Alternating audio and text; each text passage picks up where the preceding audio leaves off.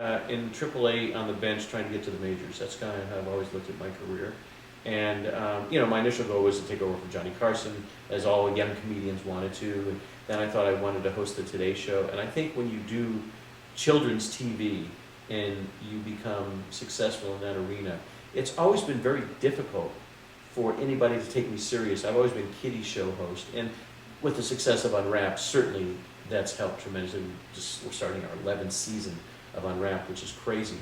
And so, yeah, I've had a couple of I'm sorry to interrupt you, No. but with that, I did some research and you did some serious reporting for the home show and even for Biggers and Summers. I covered the first Gulf War, polyclass kidnapping. I did some serious journalism for ABC News. Yeah. And in your book, you mentioned that, well, this is 10 years ago, so I don't know if you still feel this way, that was your ultimate goal, that you really wanted to have a show where you could cover some hard news. That was the best stuff I ever did. When I was on the home show for 5 years, doing that live, and I love doing live, that was the best television I ever did, in my estimation. But I could never, I've been a regular on the Today Show, and I'm still on The View, but I've never been taken serious as a broadcaster. And, not to name drop here, but I've known Ryan Seacrest since he's 19 years old, and we get together every now and then. And 2 days ago, we hung out in his office for a while. And Ryan's like a young guy in an old person's body, but he's a broadcaster. And because his first major success was Idol, he has become, Merv and Dick Clark all rolled into one. He deserved it. I don't know anybody who works harder. He's a great broadcaster. And so he got great opportunities. But I think it's kind of what you come in as. Nobody ever took Soupy Sales and any children's host serious, I think. But if you come in hosting a very successful variety or talk kind of program, of course, Ryan's been on radio for years. But, the success of guys like Bob Costas and Brian Gumbel and Ryan Seacrest is because they work their ass off. They study hard, and they're just so You've good. worked your ass off too, but do you still want to do hard news? Not anymore. I mean, if I got an opportunity to do something like this Today Show, yeah, it'd be fun. But, your goals change. I'm almost 60 years old now, and I'm just glad I'm working. I'm having fun.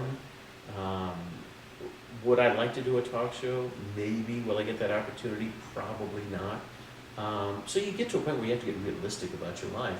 Mm-hmm. And, look, it still beats working. I mean, the fact that I get to do what I do and hang out with Bobby Flay and Michael Simon and Mario Batali and Rachel Ray and get paid to do that, that's not a bad way to make a living, Well, let's switch gears for a second and talk about your book, Everything in Its Place, My Trials and Triumphs with Obsessive Compulsive Disorder. You can't get this anymore, by the way. I don't know where you got this, Josh. I have connections, Mark. I have connections. I work it out. I read the whole book, and I want to briefly talk about OCD. For those that aren't familiar with it, will you quickly describe? Obsessive Compulsive Disorder can work its magic in many ways. Mine was about being neat and clean and orderly. Some people are hoarders. That's a version of it. Some people count. There was one person I met once who would assign every letter in the alphabet a number. And so he could look at the word Josh and tell you right away how many points, how many numbers over there. So J was worth this and another. And so he was so superstitious that he would only get off an exit on a freeway that was an even number. So if it said Ventura Boulevard, in his mind, if it came out to be 39, he would drive to the next exit until it became an even number. So it's such a weird disorder, and the rule book changes on a daily basis. Right. But what was it like having OCD and dealing with dog food and baked beans? In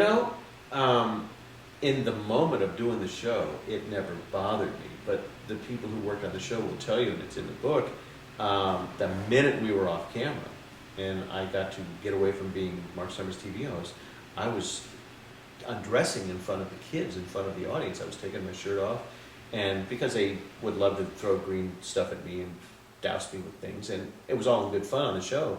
But then it was like this thing happened, the switch went off, and I wasn't on TV, and I was like, oh, I didn't want this stuff on me. So, nobody ever knew for all the years I did it. It wasn't until I wrote the book and came out and talked about it. So it was never a problem at the time, but it affected my real life with my family because I was really difficult to live with because of my neatness fanaticism. We work in an industry that we try to camouflage our flaws. So when you came out and you said, yes, this is what I have, and you became the spokesperson for it, were you afraid? Oh yeah, it killed my career. Nobody would hire me. I was supposed to be the original host of Hollywood Squares, had a signed deal, and then they started spreading rumors that I was crazy, I was insane, and so they fired me, and Tom Bergeron got the job. And yeah, it really hurt my career, and the only way I was able to make a living was Solvay Pharmaceuticals paid me a hefty sum of dough, quite honestly, to go around the country and talk about OCD to various groups, and then their whole deal was to sell drugs to people. And I had been working for Lifetime when I came out and talked about this, and then I got fired from that show, as we all do on TV. And the lady who was my boss at Lifetime and I had a great relationship, and I was reading Variety on a train from Washington to New York after giving an OCD speech, and it said, Judy Gerard becomes head of programming at Food Network. And I called Judy and I said, Judy, I will pay you to get back on TV. I hadn't been on for 3 years. And she got me a job a program called It's a Surprise. The surprise was nobody was watching. It was a show about surprise parties. And from that, it turned into Unwrapped, and it's changed my life. But yeah, for a while, nobody would hire me because they thought I was crazy. But I'm sure you experienced other types of career fulfillments in spreading the word about OCD and making an impact in other people's lives, right? Well, it's been important because people still stop me who actually read the book or saw me, heard me on Howard Stern, or saw me on Oprah talking about it, and said, you changed my life because I didn't know what I had until I saw you. And so the good that it did probably far outweighed the bad. But when I came out in 99, 98, people were freaked out about it. You could have a drug problem or an alcohol problem in show business, but if you were talking about something with the mind, they didn't want to know about it. And it's interesting, fast forward the tape, in 2010, Howie Mandel came out and talked about it, wrote a book about it, and he got a pass. Right. So I was somewhat of a pioneer, I guess, and when Howie did it, it was like, oh, okay.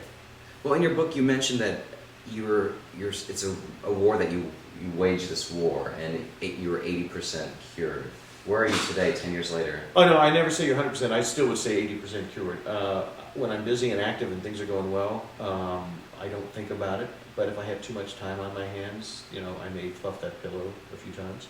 Are you on any medication? No, I've been on medication, behavior therapy classes in probably, 7 years. Okay. And so, yeah, 80% or maybe closer to 90% of the time, all is well.